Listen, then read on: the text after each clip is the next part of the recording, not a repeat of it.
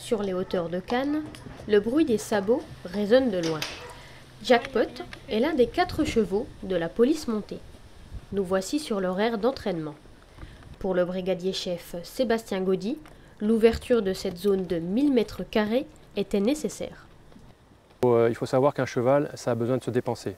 Donc nous, on a le côté entraînement, on a le côté où on fait des entraînements spécifiques, mais pour le cheval, on est obligé, si vous voulez, de le travailler au quotidien pour qu'il se muscle, pour faire aussi travailler les cavaliers, parce que l'un ne va pas sans l'autre. Donc il y a une symbiose entre le cavalier et le cheval.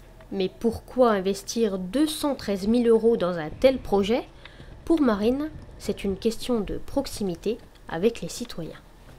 Ils sont quand même très satisfaits parce que la relation avec l'animal passe quand même très bien.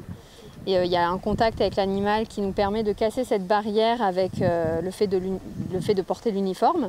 Maurice est du même avis. Il apprécie la simplicité de cette brigade qui ouvre ses entraînements au public. C'est plus rassurant d'une certaine manière. Et puis je trouve que c'est plus, on va prendre un terme à la mode, écologique. Que d'entendre des sirènes de voitures hurler. J'ai encore jamais vu un cheval avec une sirène sur la tête. Faire partie de cette équipe demande de la rigueur. Seuls les cavaliers avec un galop 5 peuvent l'intégrer. Pour autant, Sébastien pense que cette profession a de beaux jours devant elle. Il n'y a pas de raison à ce que ça s'arrête ou que ça disparaisse. Bien au contraire, des villes cherchent même à créer et à comprendre comment fonctionne une brigade équestre et aimeraient certainement avoir dans leur commune une brigade équestre. Un projet d'instauration d'une police montée est d'ailleurs en cours, même dans la capitale.